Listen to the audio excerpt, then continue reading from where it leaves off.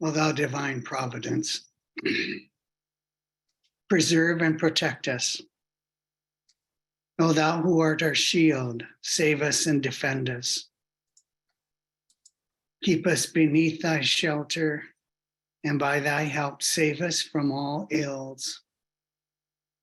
Thou art indeed the true protector, the unseen guardian, the celestial preserver, and the heavenly loving Lord.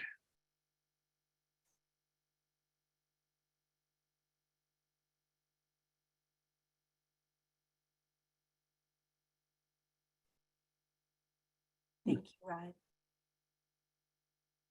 Well, friends, the title of the presentation this evening, I'm sure caught your attention if you saw the poster that came out.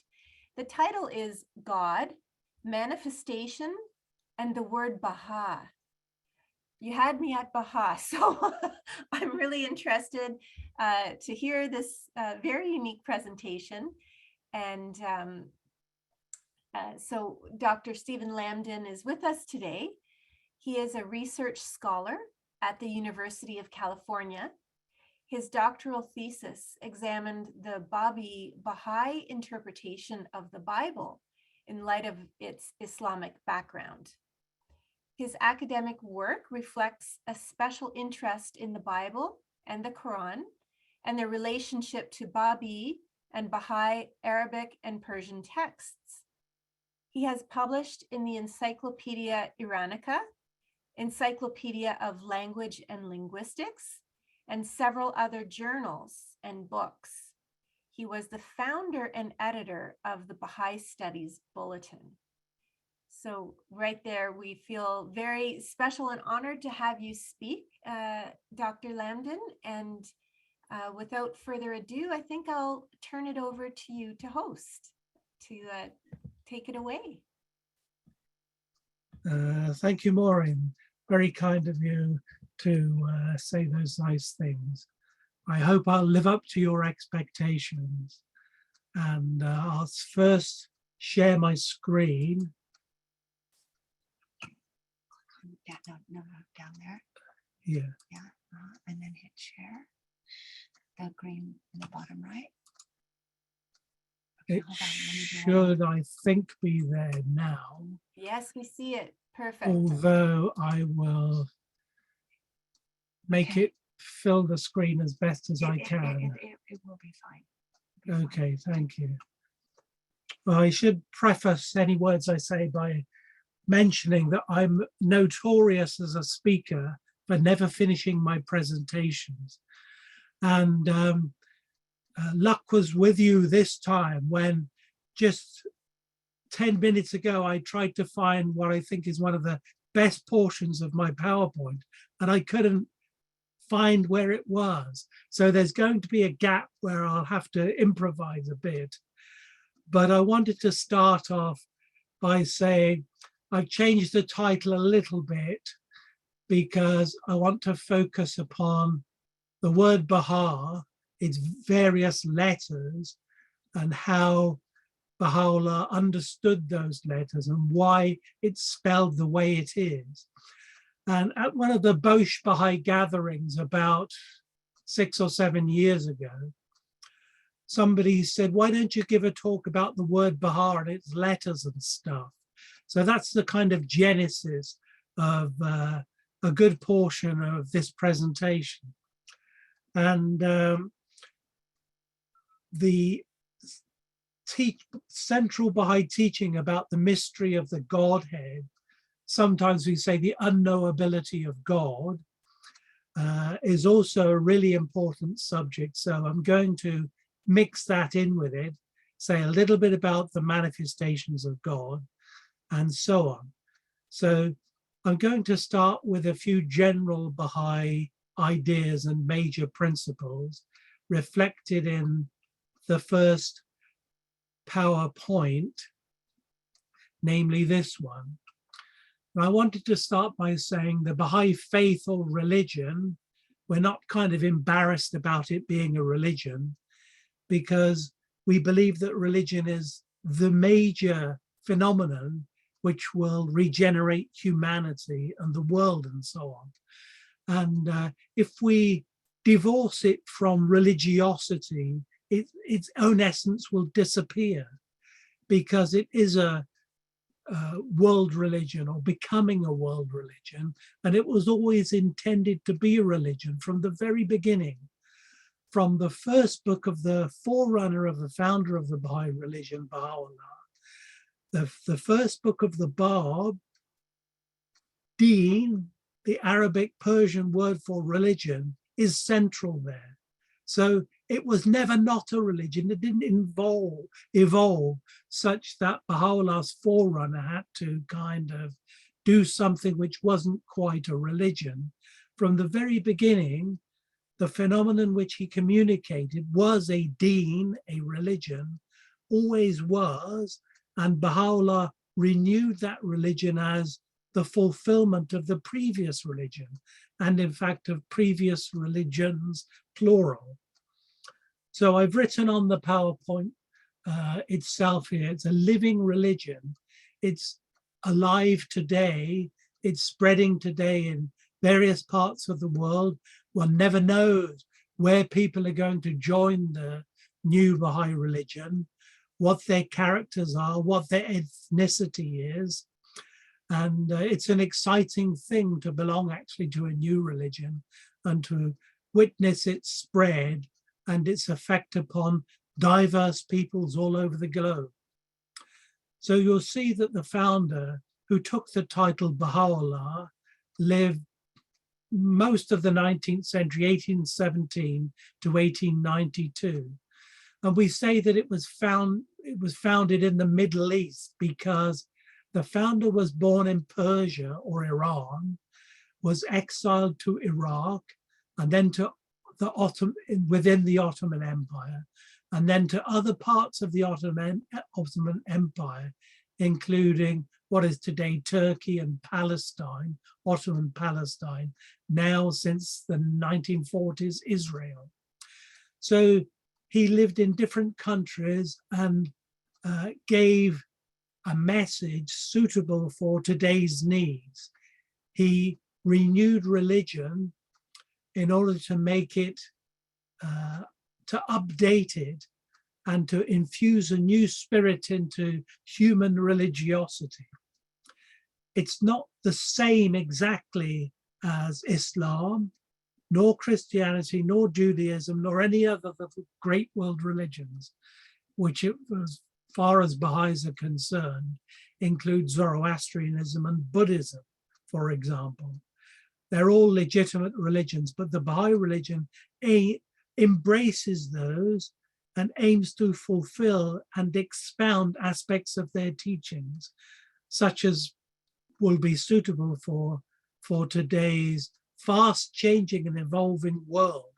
In fact, it's evolving so fast that during Baha'u'llah's lifetime, if you look at what it was like then, especially in Qajar, Iran, 19th century Iran or Persia, and today, it's like another universe altogether. We don't live in the same place now. It's the world has changed massively, and the religion has changed massively as well. And it claims to have a new spirit, a new infusion of the Holy Spirit, such that when an individual relates to that new Holy Spirit, transformation of the individual and of humanity becomes not only possible, but powerfully motivated and in evidence. So Baha'i love and respect, promote a love and respect for major world religions, which they claim to fulfill, and especially the transcendent being, who some people call God, some people call Allah, some people call Al-Haq, some people call Elohim, and hundreds of other titles of the transcendent deity. He, she, or it is known in unknowing, because God doesn't have a gender and is really as far as humans are concerned, beyond our comprehension. This is a key Baha'i teaching, but as we'll see, it doesn't for a second mean that God is remote, a bloodless abstraction, as one person called remoteness of the deity. But Baha'is fully empathize with God being, as the Qur'an puts it, closer to the individual, their inner being, than their jugular vein. And so God is both incomprehensible and beyond everything, but at the same time, through his inner Holy Spirit and so on, he is capable of coming so close to us that he's closer to us than our life vein. So God is, for Baha'is, known in unknowing, and he's seen or visioned in everything and everyone.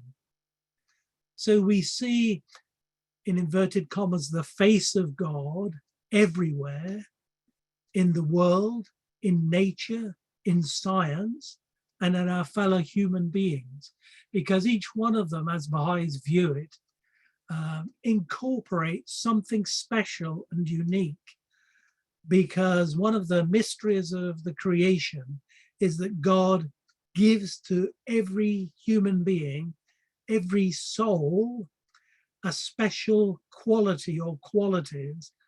And one of their purposes of being alive today in the world is to discover their own uniqueness and to develop the capacities with which God endowed them. And at the same time, to view the divine or the image of God in others and to try and create some kind of unity in diversity of all humanity. I'm just going to read a bit more of my PowerPoint slide here. Of course, the world is just one planet within a multiverse or a cluster of universes. If you watch the news, I'm sure you've seen some of these fantastic photographs we have now of places which are hundreds of light years away from us, because the universe is a big thing. Time and space are kind of endless in their mystery and in their span. So one of the analogies I wanted to remind you in my introduction is this, that you see these two books here. One of them is in Arabic, Lisan al-Arab, and the Oxford English Dictionary, two massive texts. One of them written in 1311 in our calendar, and the Oxford English Dictionary first begun in 1857 and published from 1854, multi-volumes. And even today it's still ongoing. And this year they added, I think it's 1,700 or so additions and changes to the Oxford English Dictionary. Now, to say that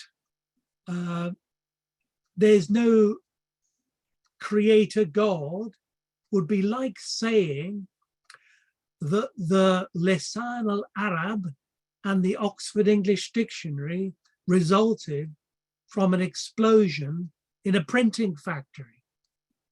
That's how amazing the world is, amazing other people are, such that we can't imagine the nature of the deity that brought this into being.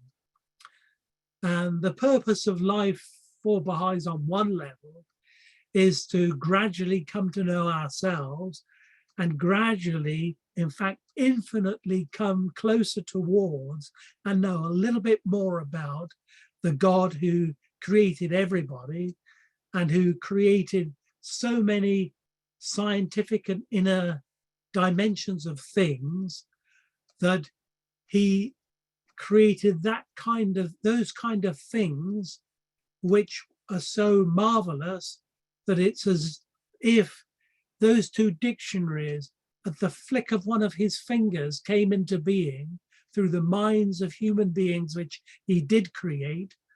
And the universe didn't just appear from nowhere and for no reason, just as those dictionaries didn't result from an explosion in a printing factory, a factory, of course, with plenty of fonts in it, including Arabic and English, and some among the hundreds of other mechanisms for communicating in writing. So everything came about through a deity, a creator God. Baha'is are theistic.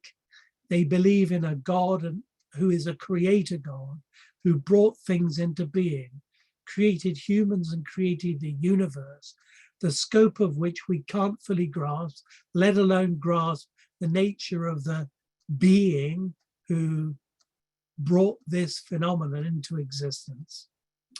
Among the basic Baha'i teachings are that everybody has to find a purpose and happiness while they're alive on earth. Religion shouldn't be thought of as a dull set of laws or something which is boring or puts a lot of stress on us, because we're always having to follow a strict pattern of something which we can't always live up to.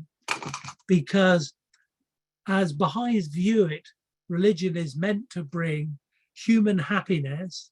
And if it doesn't do that, it's actually better not to associate yourself with a religion which doesn't cause happiness to you and others. So the founder of the Baha'i religion put it this way, that if religion is not the cause of love and unity, it's better to be without it. And so that's a stunning statement, because I remember as a schoolboy, a lot of evangelical Christians telling me how sinful I was and telling me that if I didn't change my ways and become a converted Christian, I would kind of go to hell and so on. This is not a way in which Baha'is should present their own religion, and they should do it in such a way that people realize that this is a pathway for human happiness, kindness, and well-being.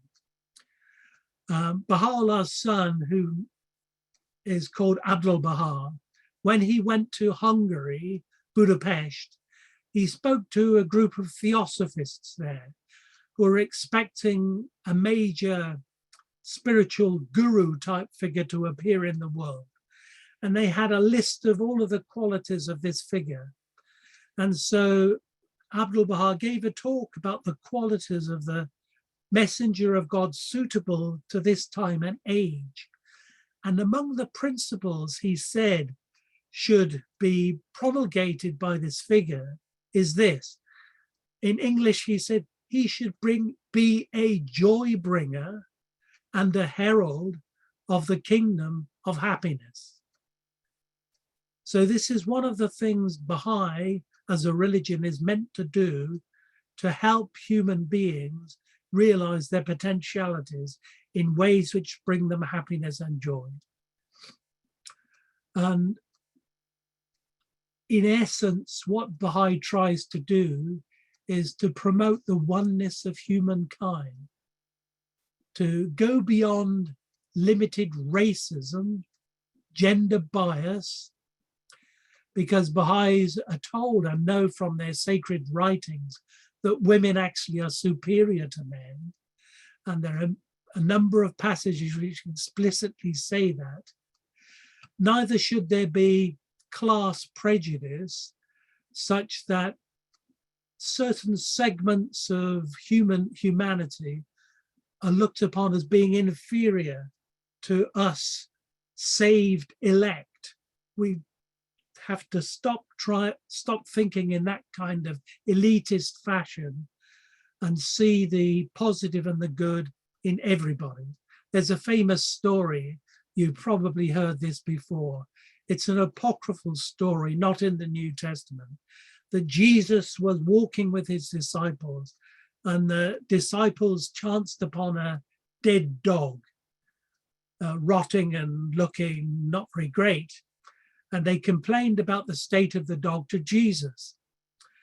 And so Jesus went to the dog and pointed to them at the pristine, white, beautiful teeth of the dog. And in that way gave them an object lesson that you should see the positive and the good in things and not focus upon the bad stuff, just as the disciples are a little bit at fault for making a big deal of the rancid dog rather than the aspect of its beauty, which was shining forth from its teeth. And that story is found in Persian poetry and was repeated by Baha'u'llah's son in order for it to become an object lesson for humanity today. Apart from ethical teachings, Baha'is also have many teachings about things like the need for world governance. People don't tend to use the word world government these days because it's a bit scary to think of one body controlling in a possibly totalitarian way all humanity. So we avoid today the use of phrases like world government, even though we promote a balanced such body, which in the future hopefully will prevent global warfare and enhance moves towards collective security and international justice. And the onenesses which Baha'is sometimes talk about are at the center of their religion: one God, oneness of humanity, one language and script, for example, and the essential oneness of science and religion. So there are 50 or more major Baha'i principles which Baha'u'llah's son spoke about when he visited the West and when he wrote to humanity. And there are many other teachings appropriate to this faith also. So I'm going to move on now. Those are my sort of general introductory things. And I want to come now to the alphabet. The Arabic and Persian languages use a different alphabet from ours, though they're not totally unrelated. You can see even from this diagram that the first two letters of the Arabic and Persian alphabet are A and B. Aleph and Ba, we call those letters in Persian and Arabic. And similarly in English, A and B, and there are other links likewise. There are 28 letters in the Arabic alphabet, and Persian adopted the Arabic alphabet and added 4 other letters because Arabic didn't kind of, as it were, fit the nature of Persian perfectly for correct pronunciation and so on. Those are the 28 letters of the Arabic alphabet. And you may be interested to know that among the most widespread languages in the world today are 2, Arabic and English. And so I put Arabic here because the Baha'i sacred writings are in Arabic and Persian, kind of more so Arabic than Persian if you want to do it statistically speaking, but both languages are important, just as the Bible is not in one language, it's in predominantly 2. Hebrew, which is a Semitic language, and Persian, which is an Indo-European language, like English actually, and Welsh and others, and Sanskrit and so on. So Baha'i sacred writings are in Arabic and Persian. And this is you see here, A, B, then in the Persian alphabet, the next comes P, Pe, Te, Se or The, jim, che. 4 of them are different there. They're not normally used in Arabic. And all of the letters with which words are composed in Persian and Arabic are deep things which have various levels of meaning. So, for example, the Bab, Baha'u'llah's forerunner, in one of his writings, commentary on the surah of this word means abundance, and is one of the chapters of the Qur'an we'll come back to later. And in this writing, Baha'u'llah's forerunner has it that the Islamic sacred book, the Qur'an, is according to the likeness of the creation of everything or all things. And every single letter of that sacred book is such that it has a multiplicity of dimensions or meanings. It has a tafsir or an interpretation, and that has a ta'wil, which can mean inner dimension of interpretation, as well as an even deeper sense, the baten, or the deep level inner sense, and then the baten of the baten, or the deep of the deep. So every letter has all of these interesting dimensions to it. And using calligraphy is something interesting and important for followers of Baha'u'llah. And there's this phrase, nastalik, shikhaste nastalik, describes a kind of nature of writing which involve a kind of cursive style of writing. And Baha'u'llah's father, Mirza Buzurg Nuri, who died in 1839, and other members of this faith have a special ability in calligraphy, including somebody who gave themselves the title or came to be known as Mishkin Qalam, the musk-scented pen. So back to the word Baha for a moment. This is how you spell in Arabic or Persian the word Baha. That there's 1, 2, 3 consonants there, and this little flicker sign there is called a hamza or a glottal stop, and we'll come in detail about that later. But this word for Baha'is has become a very sacred thing, and in his most important book, the founder of the Baha'i religion said this: let your joy, come back to happiness again, be the joy born of my most great name, Ismi al-Azam, a name that bringeth rapture to the heart and filleth with ecstasy the minds of all who have drawn nigh unto God. And this name, the word Baha, for centuries and eras has been regarded as a hidden name, because although linguistically it existed, it wasn't given the centrality and the importance which the founder of the Baha'i religion gave to this particular word. It has a long, fascinating and complicated history, both in Arabic and Persian, and in other languages into which it's been translated, and other languages which express the concept that it has, which is radiant glory and splendor and light. For example, in the Hebrew language in the Bible, this Baha is primarily expressed with the word kavod, which again means exactly the same, glory or splendor, as does the Greek word doxa, which translates kabod in the Greek version of the Bible.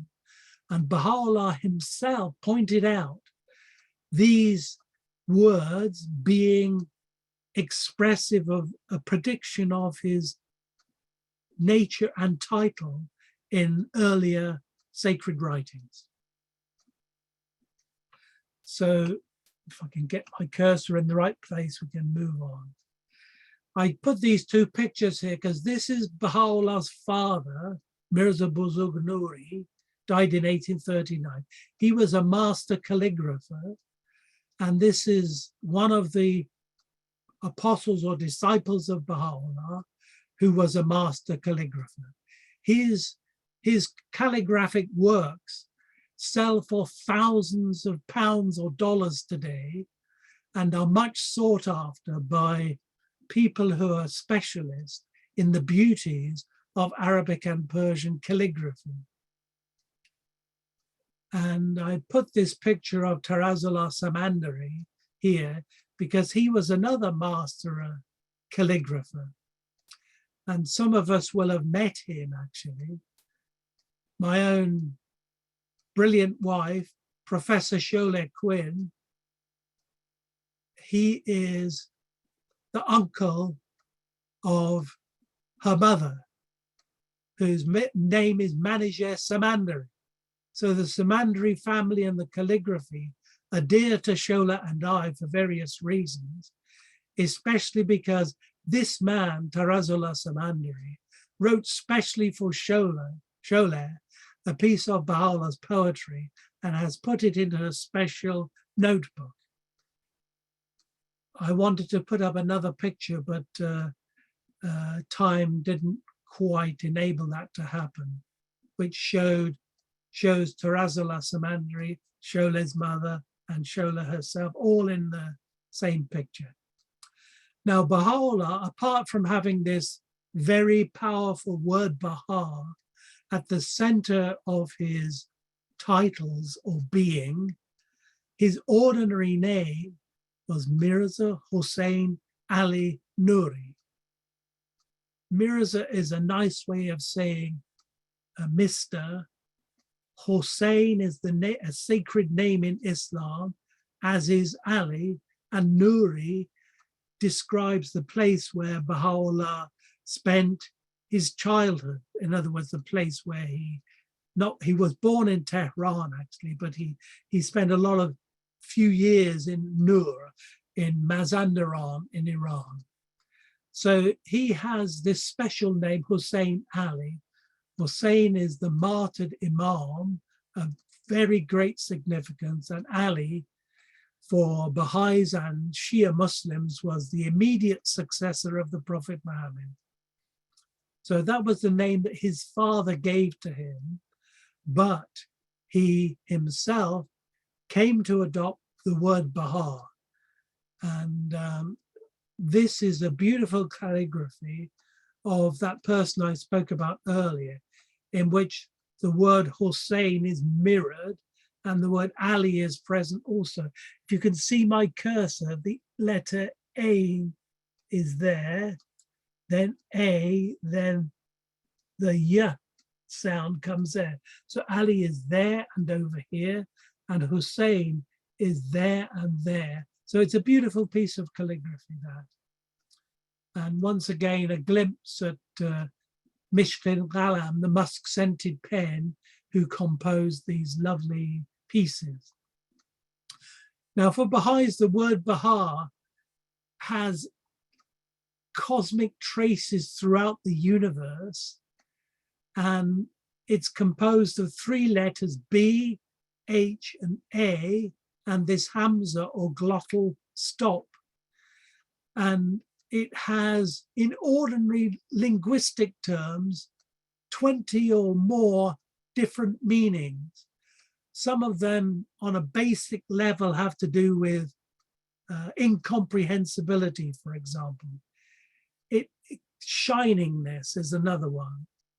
It describes the sheen of a she-camel who's calm with the person who's milking it.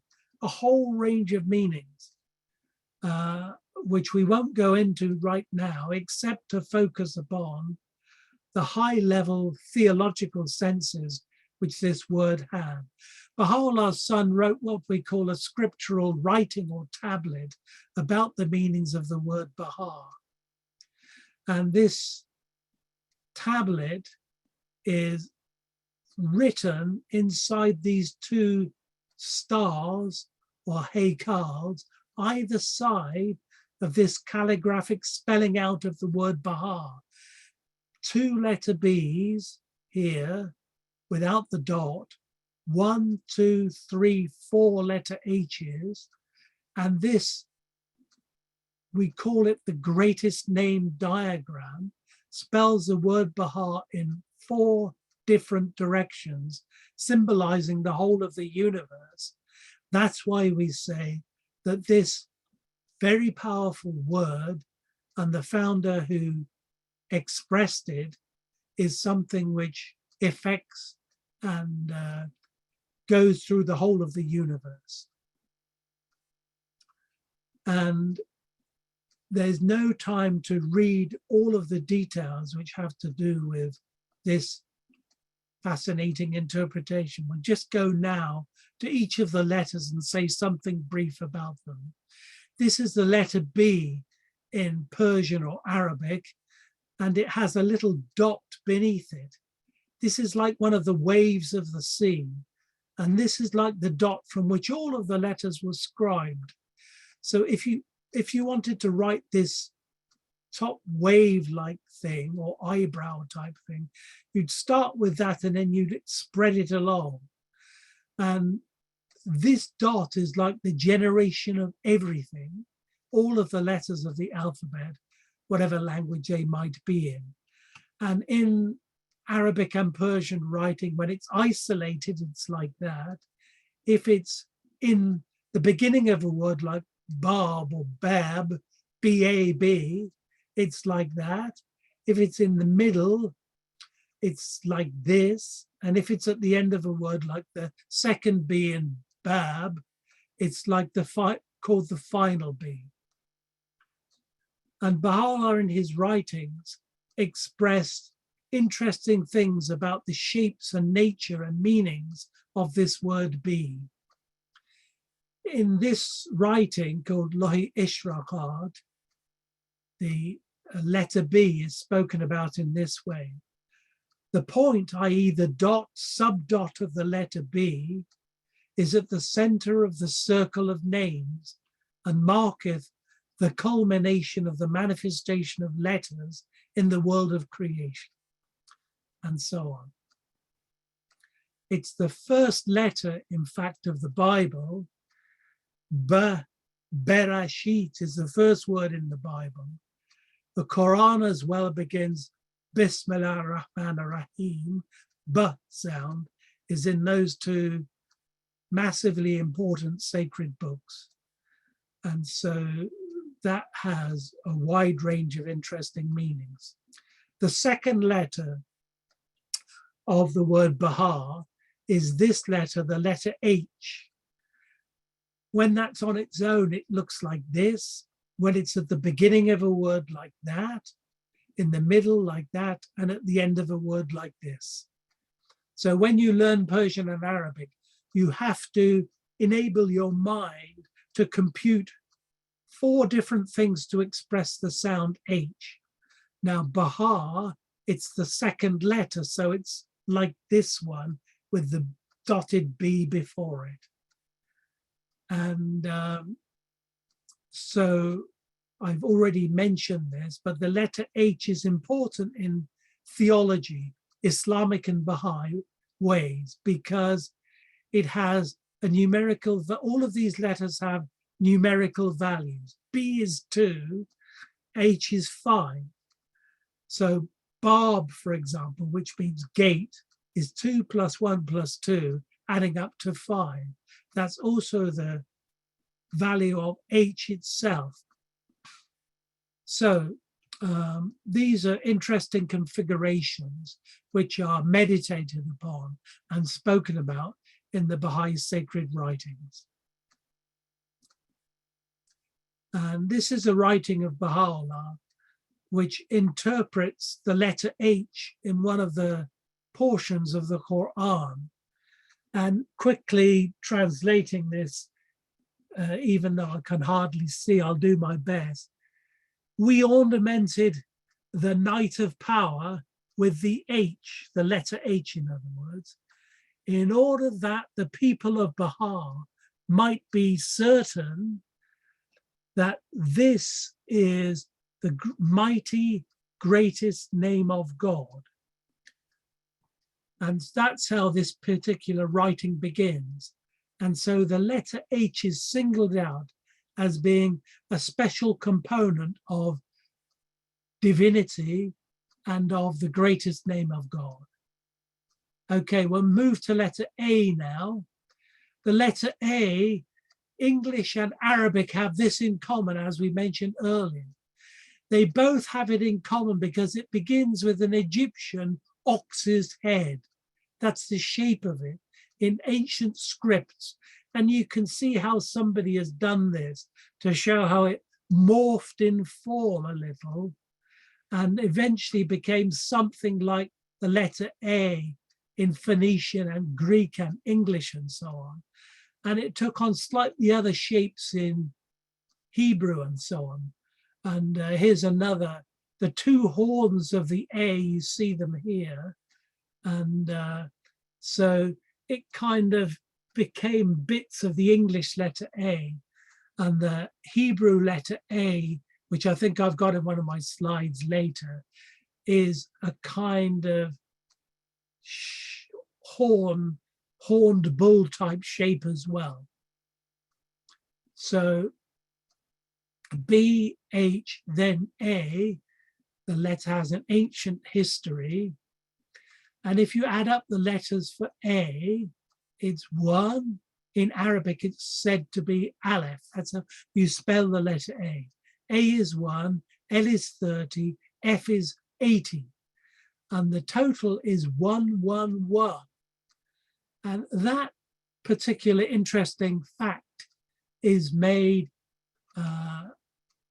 given interesting significances by the Bab and Baha'u'llah in various of their writings.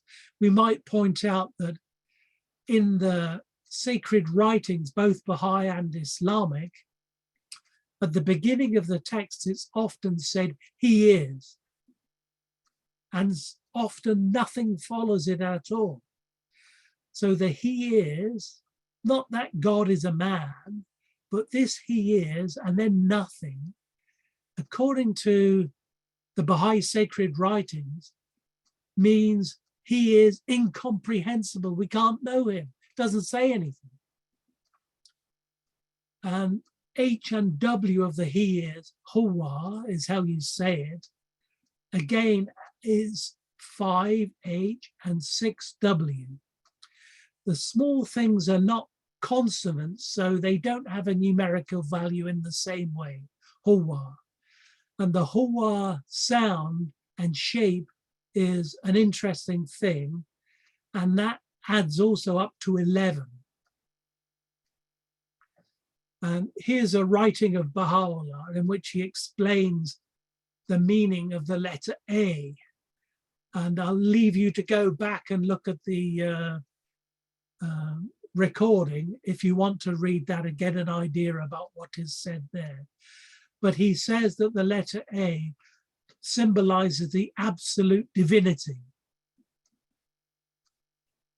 And the fourth thing in the word Baha is this small sign, which is an adaptation of the letter Ain in Arabic. And you see B, H, A, then this, 2, 5, 1, 1.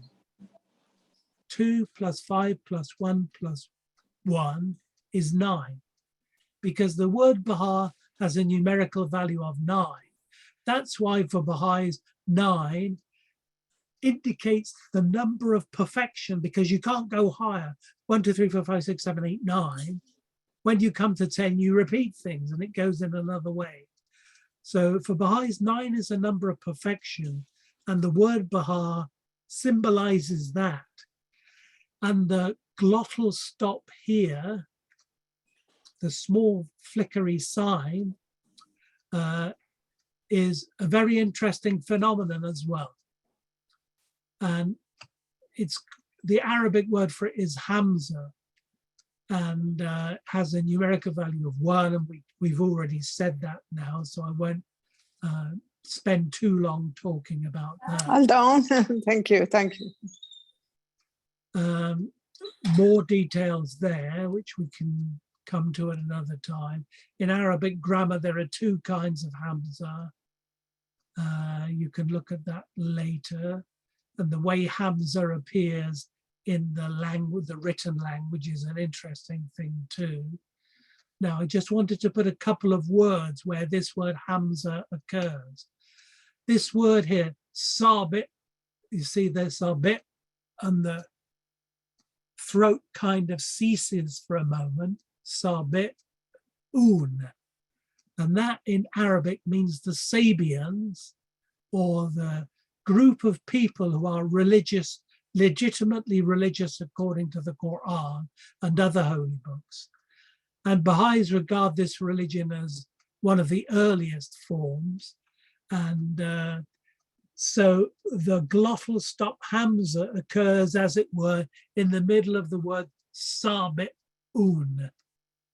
It also occurs in a word that you know better, because you know this word very, very well, Israel. The glottal stop there, Israel, is the same as Israel or Israel. In other words, the group of people who for us today constitute the Jews, and it's actually the name of Jacob or Israel in the Bible, Genesis 32. And the meaning of Yisrael is God contended. Moving on to the Babi and Bahai religions, this word, a thing, meaning a thing, an entity, a reality, shay, see it's sh, ya, and then that glottal stop, because this little circle over this letter here, the ya, is called a sukun, and it's a stop, she. So you have to try and use this sound in order to say this word correctly, she. And that has its value of 1, because this word is important. It adds up to 361 if you add all of that together, which is 19 times 19. The number of all things, kullu shay, adds up to 361. And the shay component of it is 311. So moving on, I'm going to bypass some of these things to finish with just a few words about the mystery of the Godhead, because you can think of it that B, the first letter of Baha, is like the thing which generated everything. And the last letter, that Hamza, is a glottal stop. And although it doesn't, to my knowledge, exactly say this in Babi and Bahai scripture, the glottal stop could symbolize the hidden unknowability of the Godhead. So you go from creation to nothingness, in the sense that the mystery of the Godhead is beyond everything. And one thing I wanted to say, and this is the PowerPoint slides that I lost, is this, that the word Hamza is actually commented upon by the Bab himself in the last verse of the Surah Al-Kawthar, the Surah of the Abundance, in which there's a word which has Hamza in the middle of it. And because the Bab comments on every letter within this chapter of the Quran, he also doesn't fail to comment on the Hamza. It's, I'll just tell you what it is. It's Surah 108, Surah Al-Kawthar.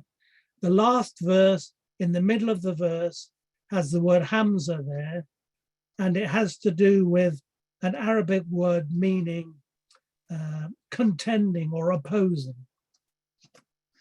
And when the Bab comes to comment on the Hamza, the first word he uses to describe the mysteries of Hamza is khayfiyya, which means hiddenness, an inner dimension. So maybe there's a hint there of something like the incomprehensibility of God in view of the fact that the Hamza is this glottal stop. And I'll just simplify this a little by saying, if you say in English, see eagle, S-E-E, next word, eagle, E-A-G-L-E, see eagle, you do this glottal stop if you say those words that way, see eagle. And that's the glottal stop, which is a part of many languages, including Arabic and Persian, although Persians tend not to use the Hamza all the time in the same way that Arabic does. So I should probably finish now. What's the time now? Have I already gone over time? Where am I? Oh, Dr. Lambden, you have more time if you'd like to take it. I don't want this to end. So Well, please what- take your time. Okay, thank you. No big rush. We will have time for questions after. Usually we end at about 8 or shortly after and have questions, but no hard deadline. Okay, I've got no watch or clock here. I've no idea where we are. Okay, I'll just speak for 5 minutes or so to round things off on a less abstruse fashion. So first to sum up, the word Baha is the quintessence or essence of God's special name for today. And Baha'u'llah gave the word a very great importance and advised us to think about this word and sometimes utter the word, because that will bring us a special spiritual joy, because joyfulness and happiness is kind of the essence of this word, and it's symbolizing change, transformation, momentum, and the special name for God's messenger for today. So Baha'is give importance to what's called a negative theology or apophatic theology. That means you can't really talk about what you don't know. And we don't know what the ultimate Godhead is, and so it's apophatic. In other words, we can't say anything about it.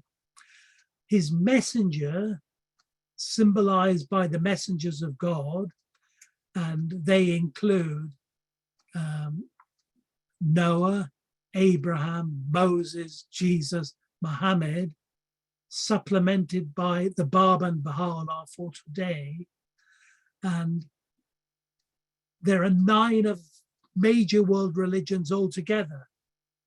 And we don't really know exactly much about the founder or nature of that original religion, which according to tradition is also called that Sabi'un, the Sabian religion. Some say it's what Abraham belonged to. And so the Sabian religion, Israelite religion or Judaism, Jesus and Christianity, Muhammad and Islam, Baha'is say, affirm the truth of all these religions. The messenger of God who brings or founds these religions is somebody who is also of such great magnitude that he is really incomprehensible to us also. God is incomprehensible. The messenger of God is also incomprehensible in his fullness, that is. And all human beings are likewise incomprehensible. So we know ourselves only to a limited extent because we don't know the fullness of who we are, where we're going, that we have an eternity to our existence, and it will take all of our lifetimes, an infinitude of time, to slowly begin to understand something of what we are or what we might come to be in the future.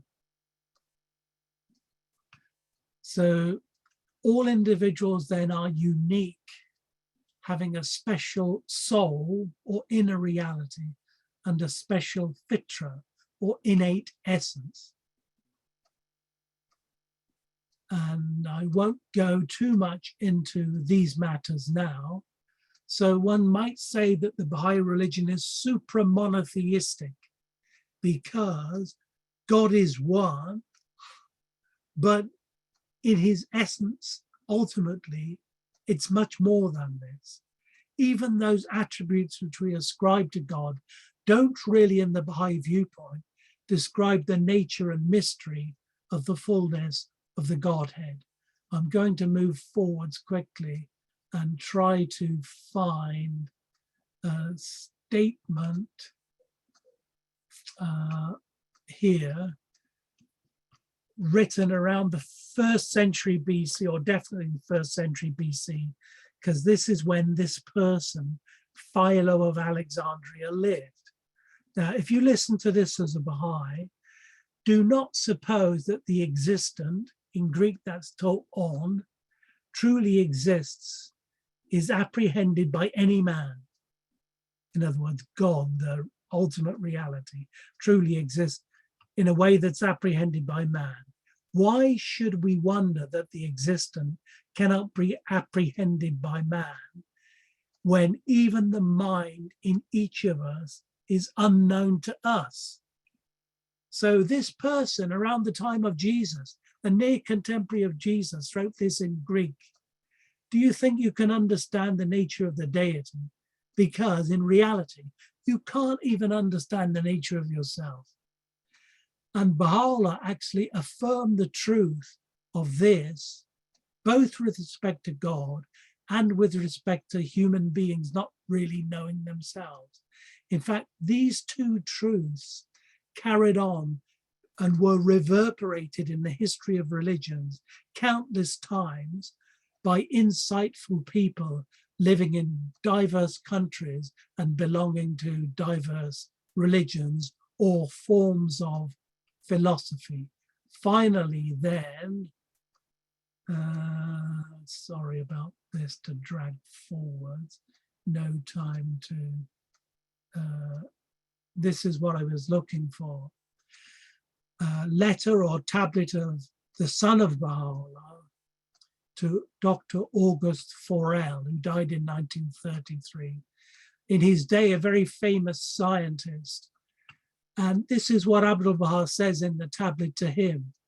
As to the attributes, sifat, and perfections, kamalat, such as will, irada, knowledge and power, and other ancient attributes that we may ascribe to that divine reality. Hakikati lahutiya is the original in Persian. It basically means the mysterious unknown Godhead. These are signs that reflect the existence of beings in the visible place and not the absolute perfection of the divine essence, Hakikati uluhiyya, that cannot be comprehended.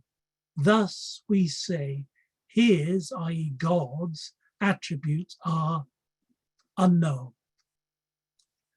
And thank you so much for your patient listening. And as you can tell, once again, I never finish my talks properly because I waffle on way too much. And thanks for coming and thanks for your patience. I'll withdraw at this point. Oh, wow. Dr. Lambden, thank you so much.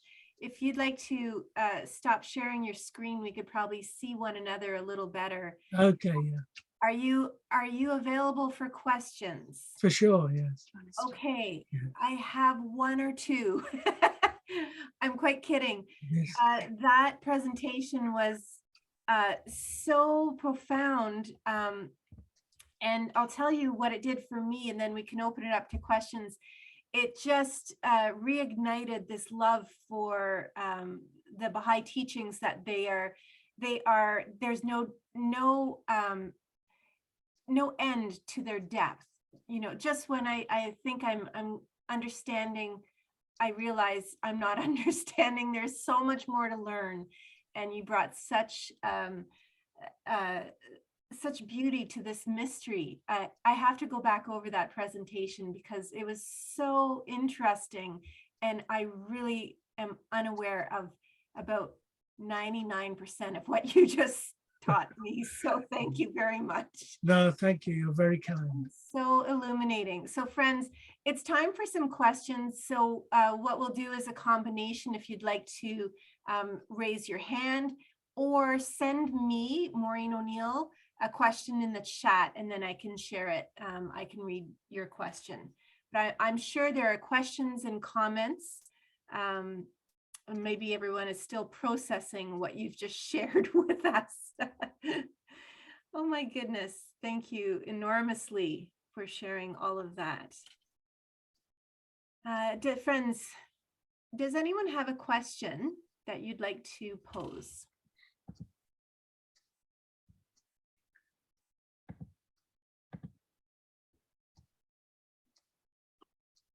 Okay, I'm going to get us started because I'm the bravest. So, Dr. Lambden, when I first encountered the Baha'i faith and I was undergoing some hardships, I had a dream, and I'm just going to share it with all my friends here. Great. on the screen. But I'd love for your input. I know that dreams are very personal, but you've specialized in letters and the word Baha, and so maybe you have some perspective I'd love to hear. In my dream, my eyes were open and my arm was no longer material, it was light, but it was a light that felt amazing. Like it just felt beautiful, not from this world. And then my hand started to move. And then it did that for just a few, let's say, seconds. And then it was all gone. Arm was back to normal. Everything came back to normal. And I woke up my husband and I told him that my hand started involuntarily doing these movements.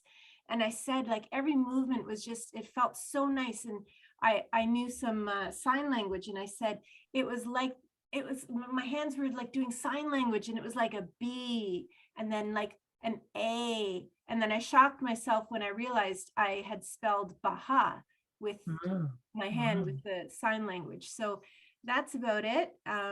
Now, all these years later, I'm wondering if you can interpret that dream for me. Well, very, very interesting, a fascinating dream. And it's not for me, you know, to be a great Joseph dream interpreter or something like that. I'm not. But my immediate thoughts are these, that what a lovely dream. And I'm sure it has something to do with the fact that your hand, your arm, is the mechanism with which you accomplish and do things. Your actions are light. Your actions are Baha'i centered, and hence the light and so on. So it's a kind of sign of your great purity and holiness in your inner being. That's my quick interpretation. Well, thank you very much. I'm sure glad I showed up here tonight. Oh my goodness. Thank you very much for that. I'm going to pass it over to Firuz. Dr. Lambden, you spoke about the fact that God is the unknowable essence. And then you spoke about the fact that it is rather impossible or difficult to get to know oneself, let alone God. I was wondering if in the Baha'i faith there are ways for human being to be able to understand his higher nature by any chance? Thank you. A very important and interesting question. And I can quote a kind of hadith phrase: the way is barred, and seeking forbidden.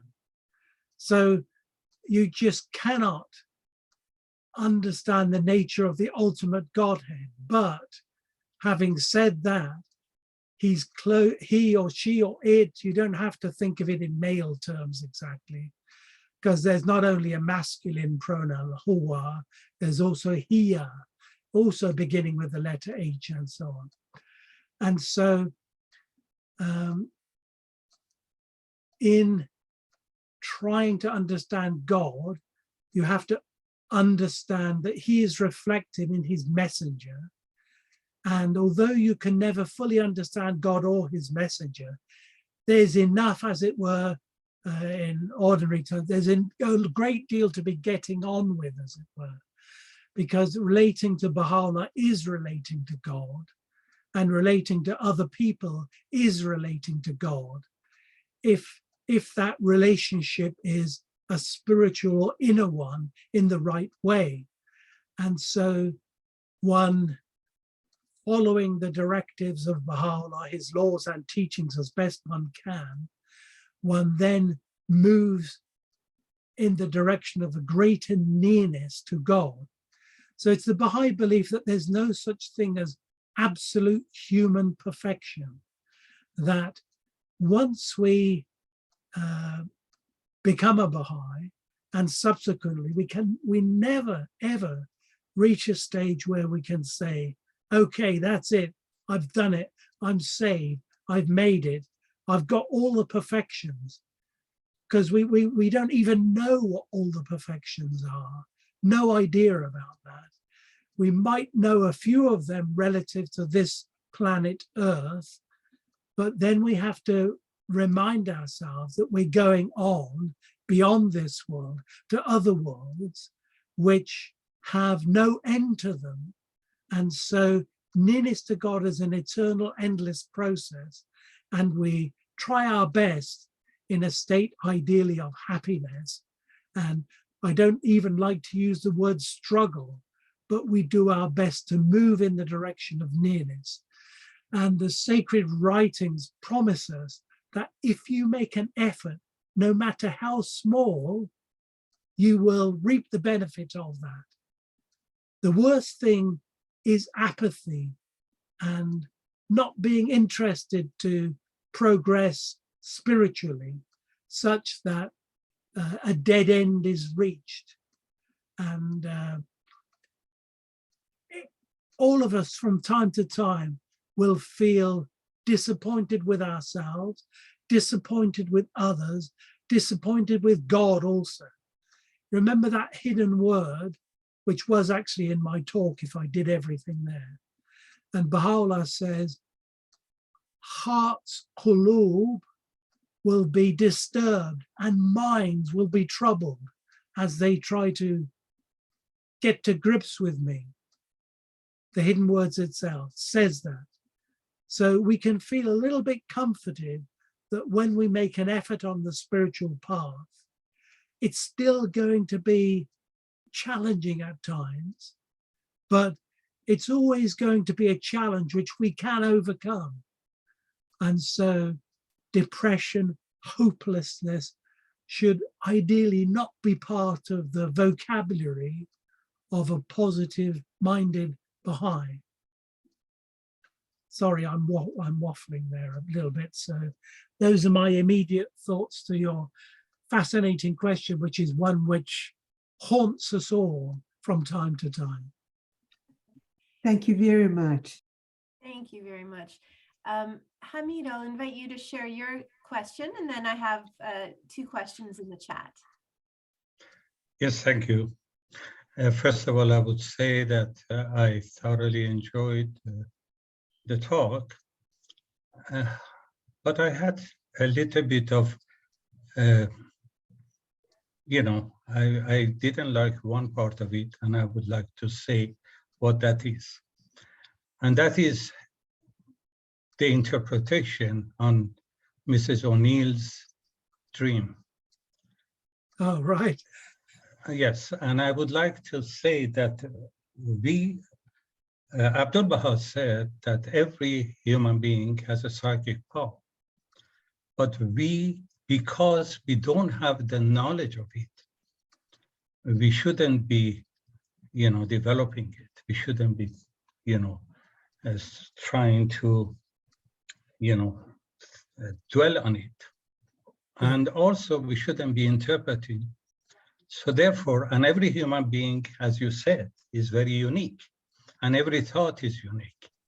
So what Mrs. O'Neill went through, I don't believe neither you or myself could interpret it, especially the fact that we are not able to. Thank you. Thank Yes, you for your comment. thank you, Hamid. You're absolutely right about that. And it was just a few stray thoughts which came to my mind. And I think it's permitted for Baha'is to have an opinion or to make statements about things and not to feel muted before deep and wondrous things. And as long as we can bear in mind, as you've pointed out, that we can be mistaken or wrong or arrogant about attempting to express things which are really beyond us. And I apologize for my foolhardy overconfidence in giving dream interpretations. It sounds like I've gotten our illustrious speaker in trouble, and partly you recall I said that no one can interpret except the person that had the dream. It's the same as miracles. They're not a proof at all for anyone who's not present for a miracle. But this talk is so profound. Your understanding of the letters, and to me that was, especially someone who's not familiar in any way with Arabic, to have a dream with letters, I thought was just so confusing. And there's so much more that I'm curious now to find out about behind letters and numeric value and calligraphy. All this is fascinating. Mr. Lawson, you go ahead.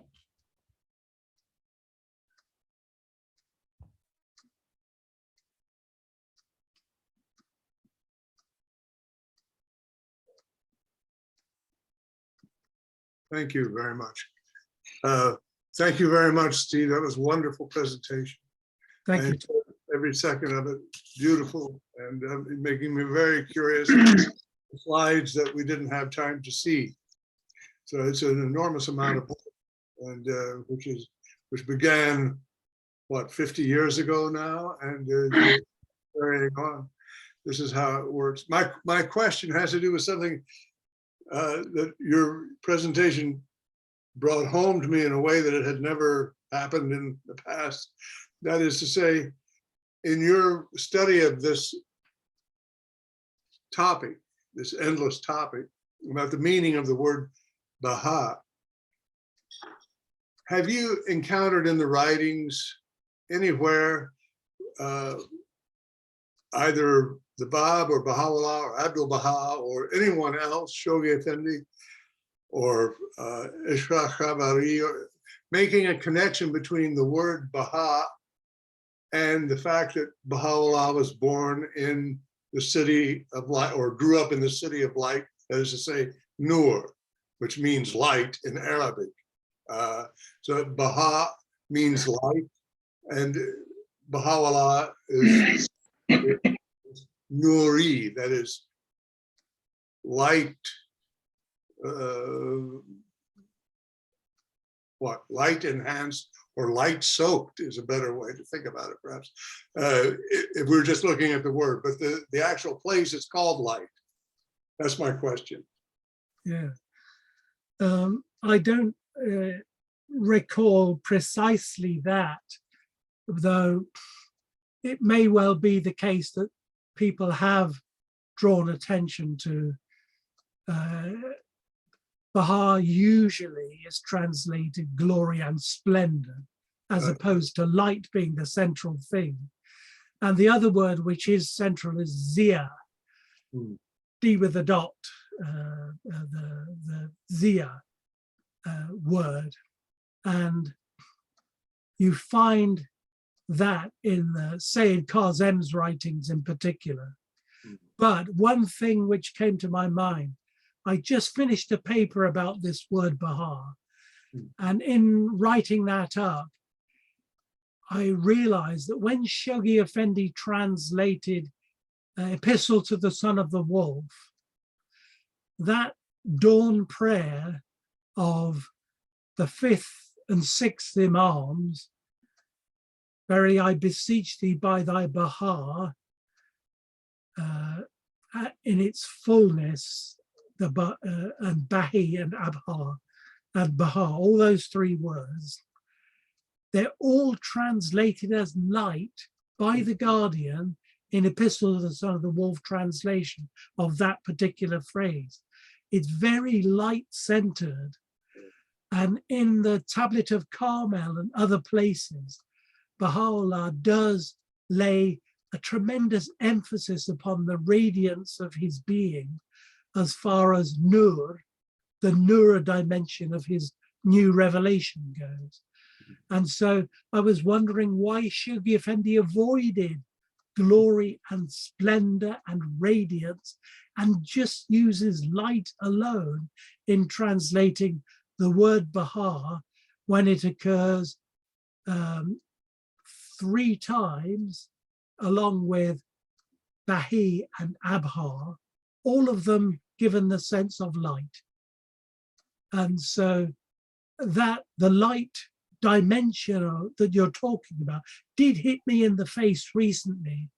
And so those are my kind of stray thoughts about that also, that there's no in the Bible to go back to this.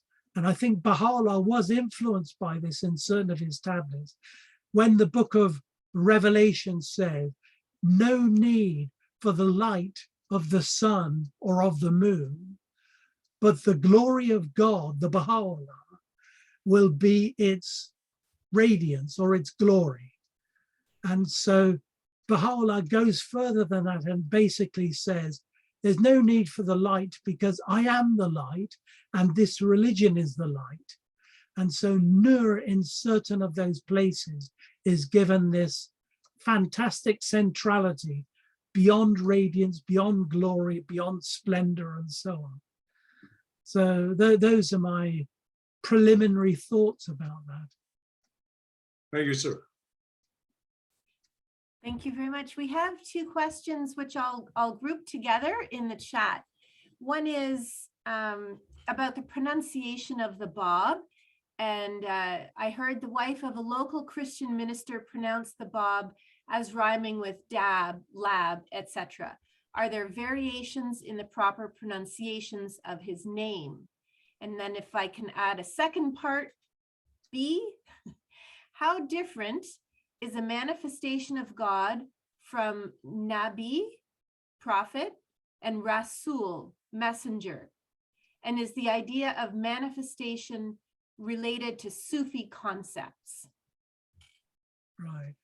Great Better- questions, really. Better for you to answer. Yeah. Well, the pronunciation of Bab or Bob, and even there, you see, an Arab from Saudi won't say Bob, normally in that hardly pronouncing the middle A, B-A-B, because in Arabic it's a long A, and that long A has quite a heavy dimension to it. So, you know, in Arabic grammars, they'll sometimes say, how do you pronounce the long aleph in Arabic? And they say, just as it exists in the word cattle, C-A, cattle, cattle, so bab. So if you meet Baha'is from Saudi or Arab countries, you'll find that they will tend to say bab rather than bab.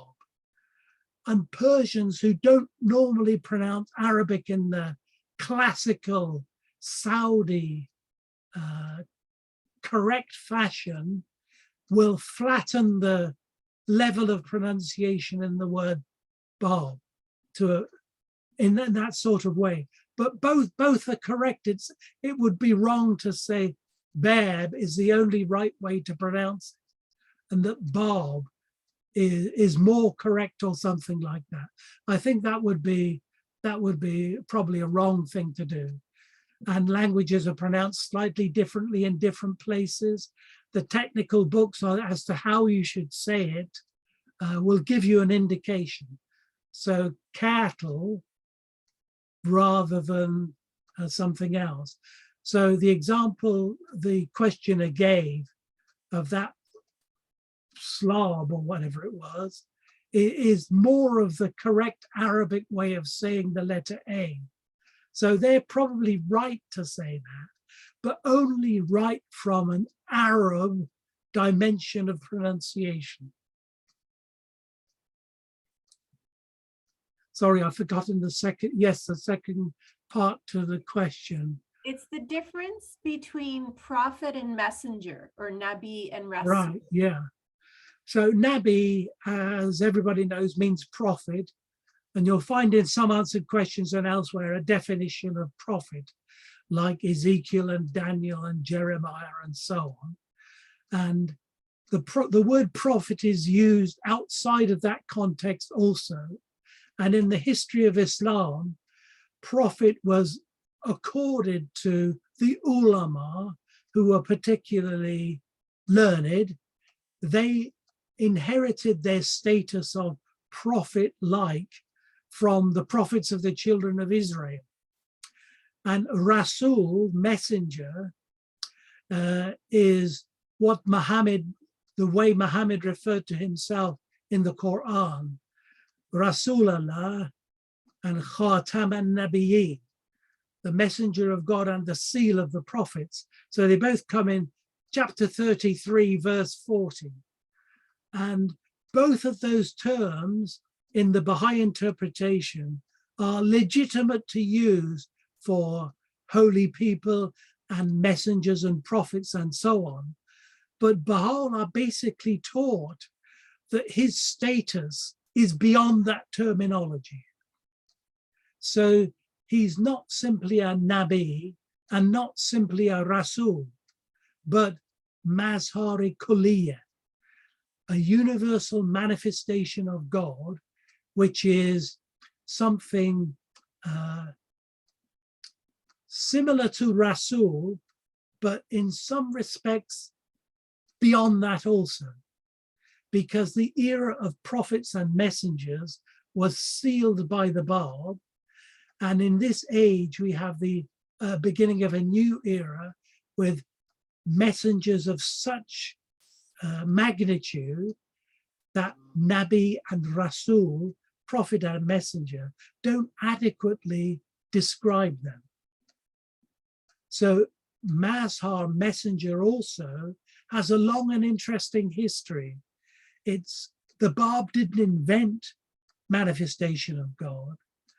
It was used hundreds of thousands of times prior to his time by Sufi and other theologians of various kinds.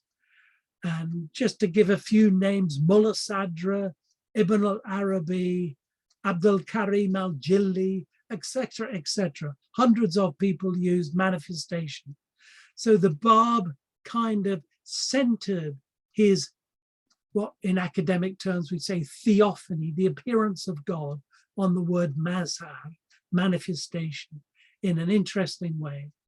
And so,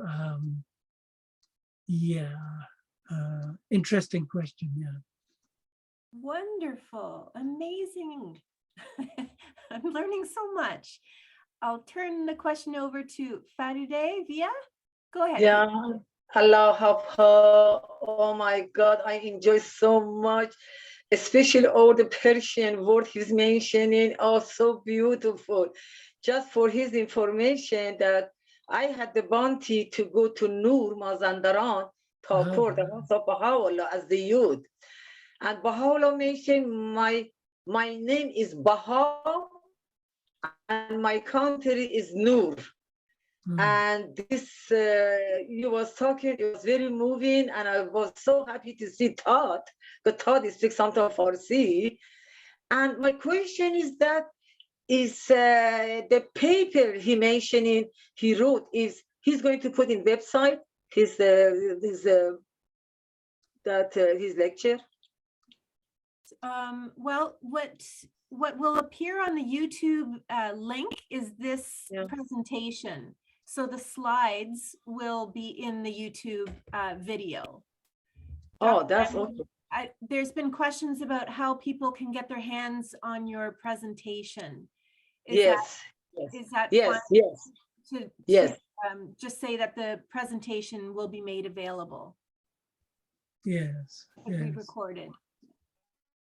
Some of it should be there. That's wonderful. I'll- I can ask you how long he is Baha'i? Because, you know, I can see the old books, the way he read, the way he speaks Farsi, the way he announces, the pronounces, everything is so wonderful, so great, so joyful, so happiness. I was eating and listening to him because it's fasting here, and it was so wonderful. Thank you. You're very kind. Thank you so much. Wonderful. Riaz Taherzadeh, please go ahead. Thank you. Dr. Lambden, a beautiful presentation. Thank you. Thank you so much. Now, I want to raise an issue that's very close to the hearts of Baha'is. I'm a Baha'i, but we as Baha'is, and of course the Baha'i writings, there's a lot written about the spiritual and spirituality and spiritual qualities and spiritual attributes. I mean, we come so close to these spiritual realities, but I don't see that we are saying what is the spiritual. I mean, we come so close and talk about it constantly, and the writings are full of references to the spiritual and spiritual realities, but we never come to explain what is, or give a glimpse of what is the spirit, what is the spiritual. And I think it would be helpful if there was a way to explain or give a glimpse of what we mean by spiritual, so that in our lives, because we are trying every moment, we are trying to be spiritual and we don't have any idea what this is. Yeah. And of course, the word Baha, this is not the material light. This is not the material brilliance. This Baha is a spiritual reality. So as an example, since your talk is focused on Baha, so when we say Baha, we are referencing a spiritual condition, a spiritual reality. Of course, as an example, I mean, there are numerous, uncountable references to the spiritual and spirituality, but as Baha'is, I feel we never give ourselves a glimpse of what that spiritual is. Yeah. Yes, thank you for those fascinating thoughts, Riaz Taherzadeh. And yes, dimensions of what spirituality is are always a bit of a mystery to us. Thank you. Thank you, friends. I'm noticing we're at 8:30, and I see Mr. Hamid Farabi has a hand up. I'm wondering if we can move to drawing to a close. And I would like to invite everyone to stay because there is a very special devotional that will take place immediately after this in dedication of a dear Baha'i friend. And I'll pass it over to Firuz to explain a little more. Mr. Farabi, do you have a very brief question? I have a very brief answer. Oh, you have an answer? Okay. Baha'u'llah said in the 7 valleys that the ultimate reached the valley of true poverty and absolute nothingness.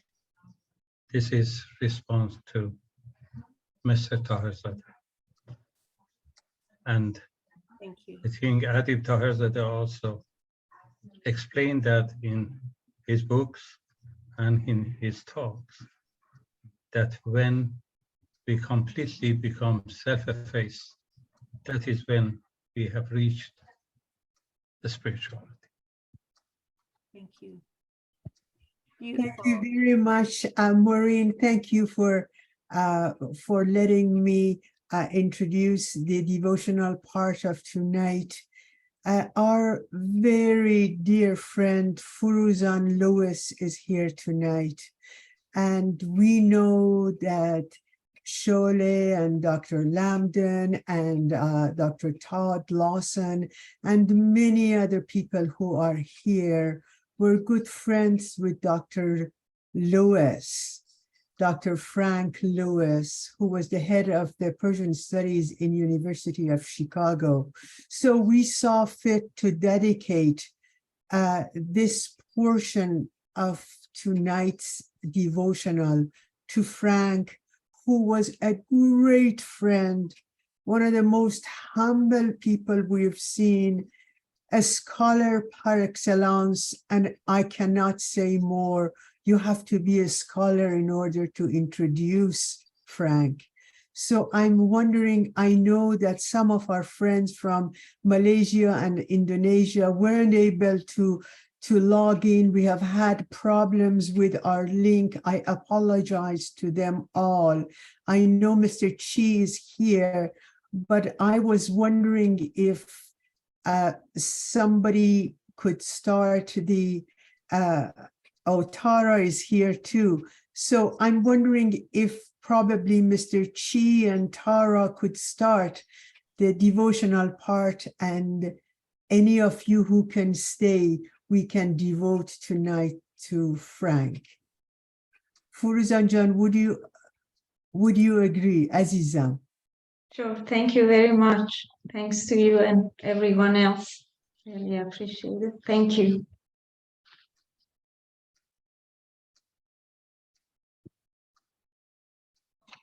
Sorry.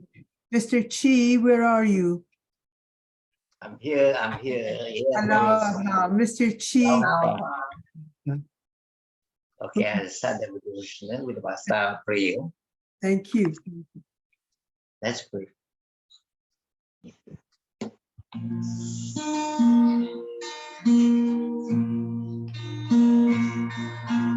Adakah penghalang kesukaran selain Tuhan? Katakanlah, terpujilah Tuhan. Ya Tuhan, semua hamba-Nya dan semua tunduk pada perintah-Nya. Adakah penghalang kesukaran selain Tuhan? Katakanlah, terpujilah Tuhan. Ya Tuhan, semua hamba-Nya dan semua tunduk pada perintah-Nya.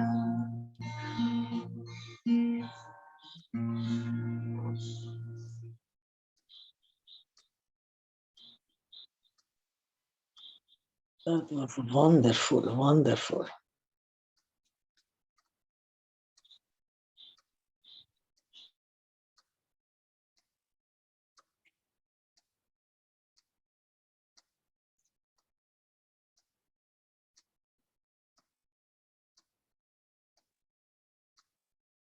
O my God, O my God, verily thy servant, humble before the majesty of thy divine supremacy, lowly at the door of thy oneness, had believed in thee and in thy verses, had testified to thy word, had been enkindled with the fire of thy love, had been immersed in the depths of the ocean of thy knowledge,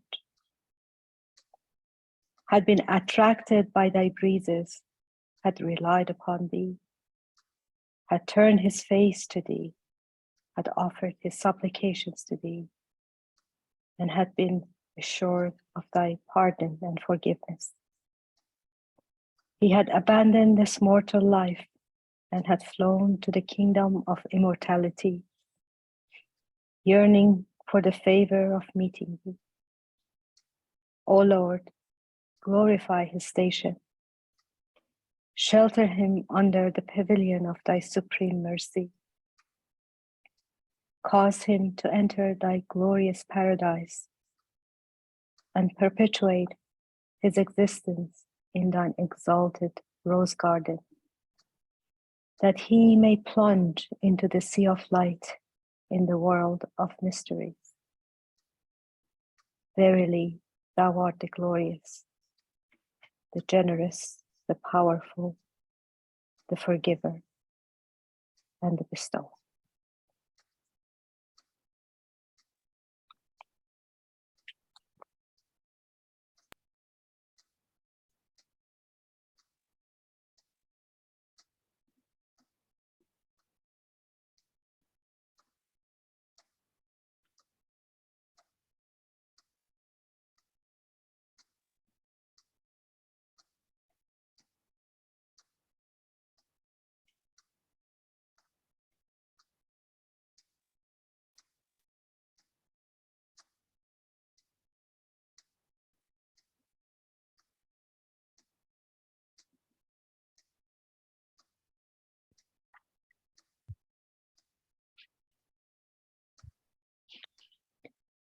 Grant, O my God, that they who have ascended unto thee may repair unto him who is the most exalted companion, and abide beneath the shadow of the tabernacle of thy majesty and the sanctuary of thy glory. Sprinkle, O my Lord, upon them from the ocean of thy forgiveness what will make them worthy to abide so long as thine own sovereignty endureth within thy most exalted kingdom and thine all highest dominion. Potent art thou to do what pleaseth thee.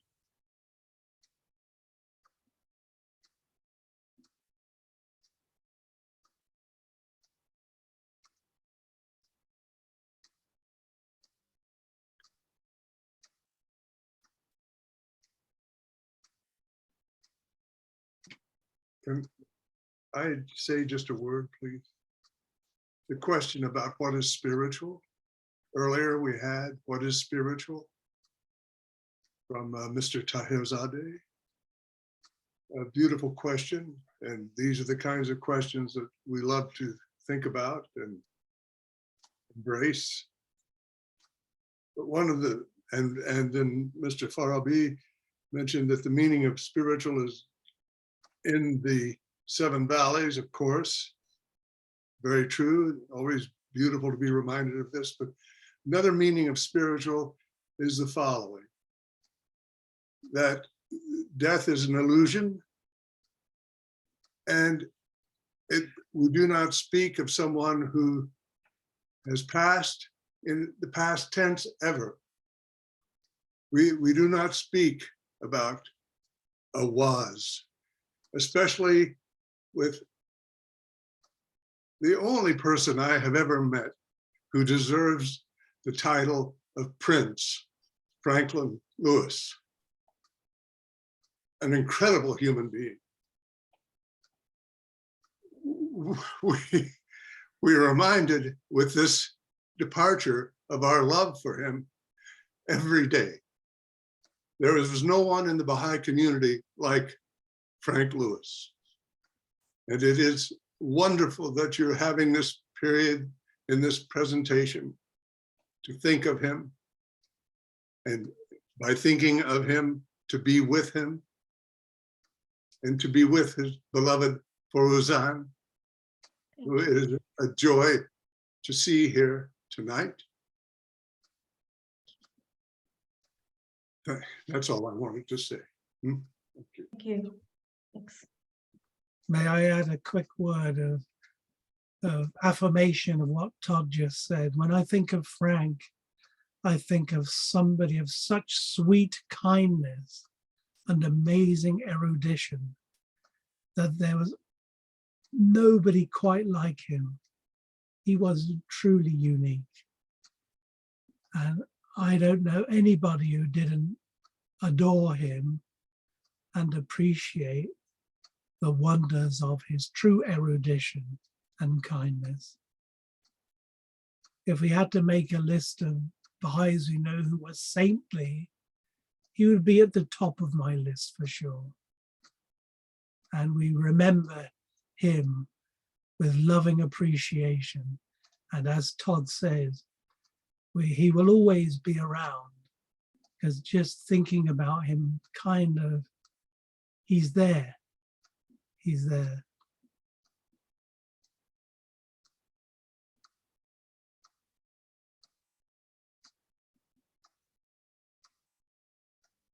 I should say he's here. He's here.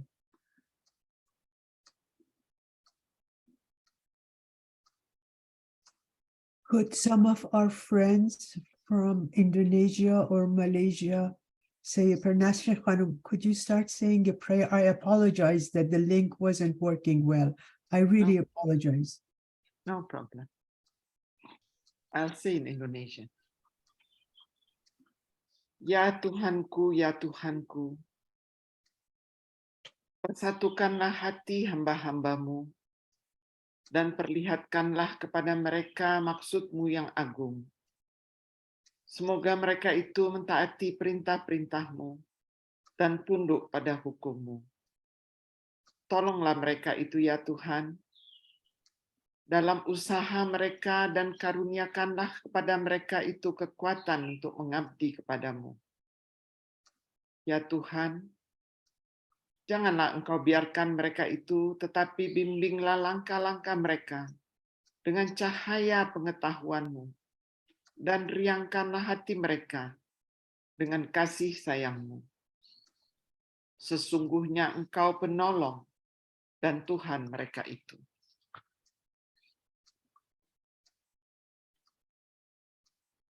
Thank you.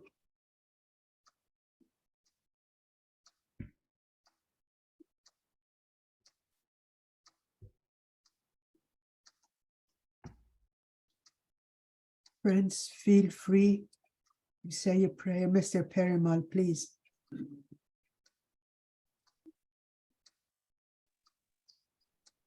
Oh God, we are weak. Give us strength. We are poor. Bestow upon us the illimitable treasures. We are sick. Grant us thy divine healing. We are powerless. Give us of thy heavenly power. O Lord, make us useful in this world. Free us from the condition of self and desire. O Lord, make us firm in thy love and cause us to be loving towards the whole of mankind. Confirm us in service to the world of humanity, so that we may become the servants of thy servants. that we may love all thy creatures and become compassionate to all thy people. O Lord, thou art the Almighty, thou art the merciful, thou art the forgiver, thou art the omnipotent. Babi-Bahai.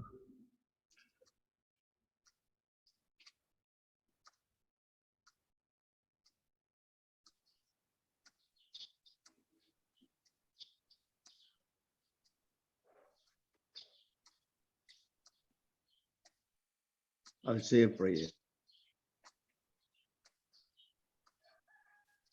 Please. I beg thee to forgive me, O my Lord, for every mention but the mention of thee, and for every praise but the praise of thee, and for every delight but the delight of thy nearness, and for every pleasure but the pleasure of communion with thee, and for every joy but the joy of the love and of the good pleasure, and for all things pertaining unto me, which bear no relationship unto thee, O thou art the Lord of Lords, he who provide the means and unlock the doors. The Bab.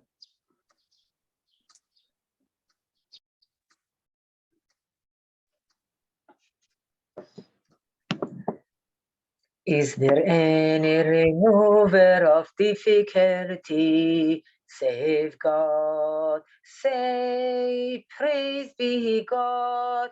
He is God. All are his servants, and all abide by his bidding.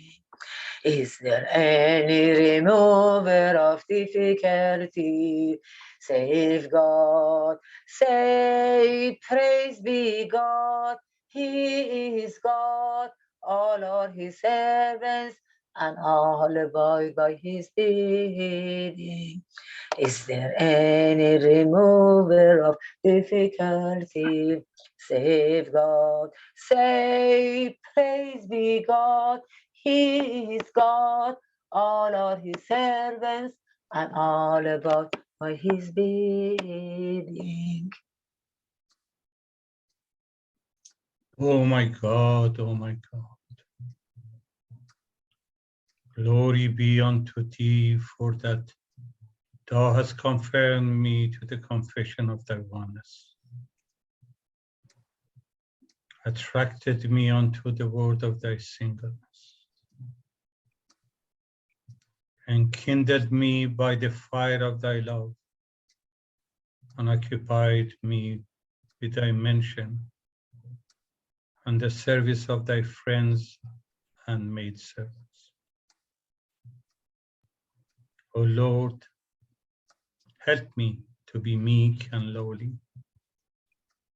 and strengthen me in severing myself from all things and in holding to the hem of the garment of thy glory, so that my heart may be filled with thy love and leave no space for love of the world and attachment to its qualities.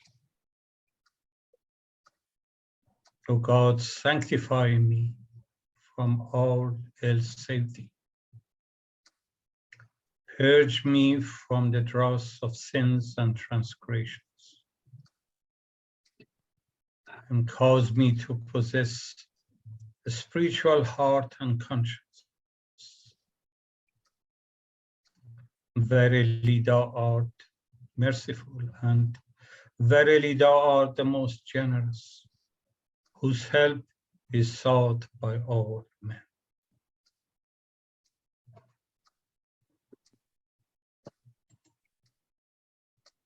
Professor Quinn, please. I would like to read just the first few lines of Frank Lewis's beautiful translation of Baha'u'llah's Masnavi Mubarak in his glorious memory. He is the most glorious. You, life force of God's throne, compassion's sun, time's universe has birthed no light like yours.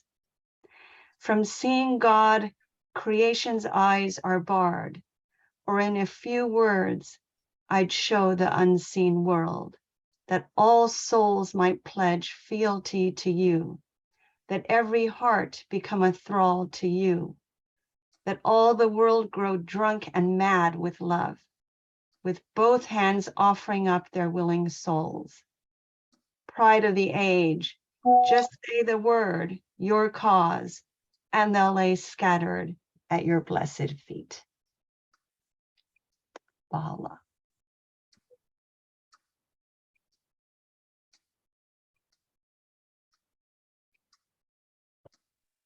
Keep it, please. En français? Oui. Pour la personne décédée, d'accord? Yes, oui, oui, oui. OK. Oh, élève-toi jusqu'à mon ciel pour y ressentir la joie de la réunion et boire le vin incomparable dans le calice de gloire éternelle.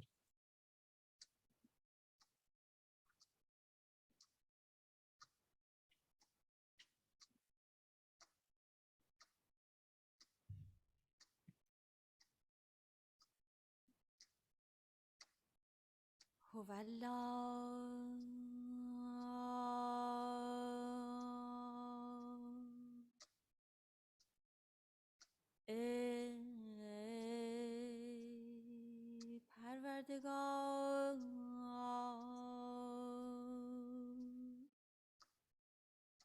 ای آمرزگار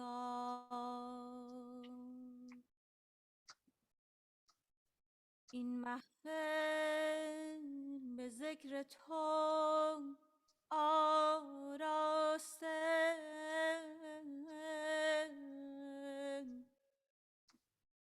و این جمع توجه به ملکوت تو نموده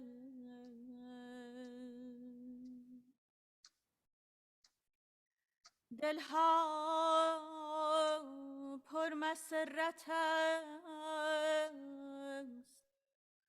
و جانها در نهایت بشارت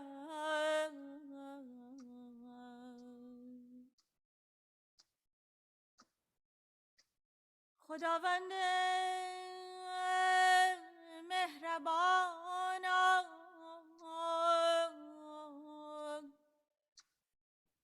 این جمع را شادمان کن و در ملکوت خویش کامران فرما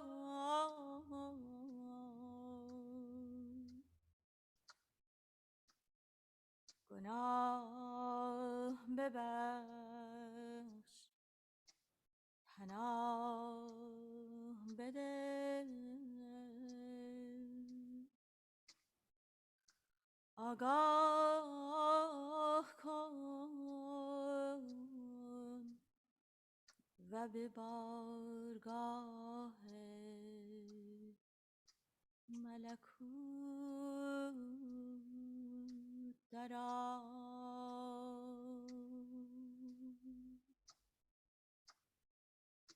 تویی دهنده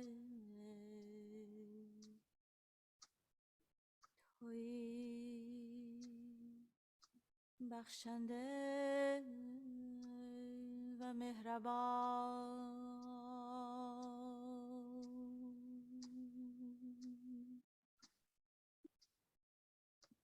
عبدالبها عباس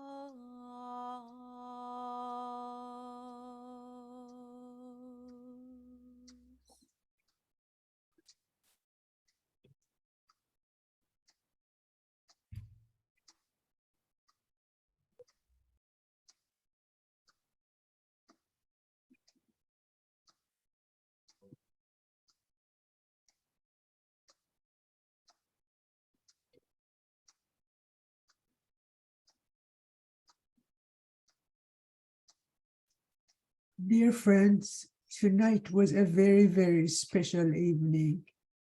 Thank you for coming. I would like to thank Maureen O'Neill for accepting to chair tonight. I didn't see myself worthy to do this, and I thought the best one in our city should do it. And as usual, she was wonderful. Thank you, Maureen. I love you. I just wanted to say that on May the 18th, Dr. Todd Lawson agreed to be here with us. Dr. Lawson, you remember you promised us. Now I said it in front of all these people.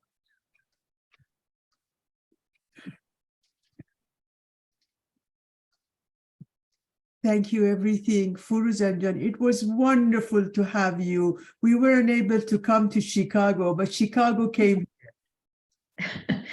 Thank you very much for doing this. Thanks for all the prayers. Thank you. Thank you. Thank you, everyone. See you next week, Thursday. I apologize for the link. Bye, Mr. Chi. Bye, Juliet. Mrs. Astani, thank you. Bye bye. Thank you. Bye. Thank you. Thank you so much. Bye. Thank you. Bye, Cruz. Jolijan, I love you. I love you. Thank you. Bye. Bye. Bye. Suzanne. Todd Lawson, you made my day. Bye. Good night. Good night. Thank you. Thanks. Thank you so much. Thank you. Thank you Aziza, thank you. Thank you. so much. Professor Lambden, thank you for accepting. No, the pleasure was just all mine. Thank you for your ultra kindness and thankfulness. Yeah, that's great. I have to say this before I leave. And now that there aren't as many people, I have the courage to say that. I just wanted you to know that your relationship with your wife is so beautiful, is so tender, it's so loving. Anytime Shole or a Professor Queen speaks somewhere and you're in the background and I hear you murmur something or you come to say something, I mean, I feel this tenderness. This is a Baha'i marriage. I wanted you to know how touched we are. Is this right or what? We're both laughing. We do our best. Yeah, we try. Thank you for your kindness. Yeah. Thank you. Love you all. Maureen, thank you so much. It was Dr. Lambden, I apologize if I was a little bit sharp, but I've tried not to be, but I'm a little bit dry usually, so No, don't worry about that for a second. No, no problem. I just feel that we have to live according to the writings, and for that reason, I gave those comments. So forgive me. No, no, thank you for your words and your humility. Dr. Lambden, next time that I will ask Professor Queen to ask you to come to our fireside, may we ask you how you became a Baha'i? This is a monumental question for someone like you, and I would love to be alive to hear that. Well, I was 14 years old when I first heard of Baha'i in the southeast of England, a place called Reading. And it was because at the school that I went to as a 14-year-old, a Baha'i child came to that same school, and my friend and I went to his home, and we were introduced to the Baha'is, and slowly I said, I want to be a Baha'i. And then that's how it was. It was just like that, really. I was very young. Steve, and you very should say stupid as well. Steve, you should say who your friend was. Some other friends here might know him. Yeah, he was the Egyptian Baha'i family, and the father was Abbas Abdul Rahman Rushdie. He came from Alexandria and Cairo to finish his accountancy work, and his son was sent to the same school that I went to. Yeah. What's his name? Tawfiq. Tawfiq Abbas Abdul Rahman Rushdie, yes. I know him well. Very good, yeah. But Dr. Lambden, you know that verse in Quran that says God chooses the chosen ones. So I could see the hand of God in choosing you. Am I making a mistake? Yeah, it's the wrong Quranic verse. It's this: God schemes and man schemes, but God is the best of schemers. He got me into this, and it's not always for everybody's good. Yeah. John, that I heard that beloved guardian said, God choosing you to become Baha'i. Beloved guardian said. Yeah, yes. I'm so glad someone corrected me. Yeah. Well, many are called, but few are chosen. Yeah. Yes. Not me. Not me, I can assure you. Surely it's the chosen one. I can say that Steve has spent his entire life trying to understand the sacred writings, and through tremendous challenges and health challenges, he continues. So it's a, now I'm speaking as his colleague, not as his wife. It is we're lucky to have his work available to us. Is this a Baha'i marriage or what? Zoroastrian, probably. Dr. Lambden, this is just like two stars together. How beautiful is this? Yeah. Thank you. Thank you for joining us. Thank you, Furuz. Yes, you are a real star. Furuzan is a friend of ours from Chicago, and when Dr. Lewis went through his excruciating cancer situation and treatment, she was like a mountain. And when I saw all of you here and I saw Furuzan joined us, I thought it would be a great idea to do that. It was wonderful. Such so a lovely to see you. Really wonderful. Thank you so much. Yeah. Thank you. And thank you so much, Mrs. Masroor, and especially Dr. Lambden. I really enjoyed it, and I'm so happy to be part of this tonight's event. And I put my email address on the chat, and if you please include me in your programs. You usually send by email your programs, or yeah? Yes, Shukufejan, did Gibi, one of our contacts, did she invited you for tonight? No, well, I know dear Gibi, but no, I was informed from Mr. Iraj Kamalabadi. Yeah. Okay, fine. I got your email address. By all means, sure. Thank you. That would be great. Thank you. Thank you so much, and wonderful to get to know all of you a little bit, at least your name and your beautiful faces. And thank you so much, and wonderful, as you said, dear Sholeh and Mr. Lambden are just such a beautiful couple. Thank you, Shukufeh. Aziz. Very kind. We are just lucky. How could I say goodbye to this screen? This is one of the most beautiful screens I've seen for the longest time. These angels here. You have to end the meeting, otherwise we won't go. Exactly. Love you all. Love you all. Just I want to mention something. Just anytime this your Thursday meeting coming, I forward to many my English speaking, and then this time was I couldn't open it myself. I know it was wrong. And then I immediately I asked, please, Mr. Jabiri, please tell me, send it to me. I want to listen.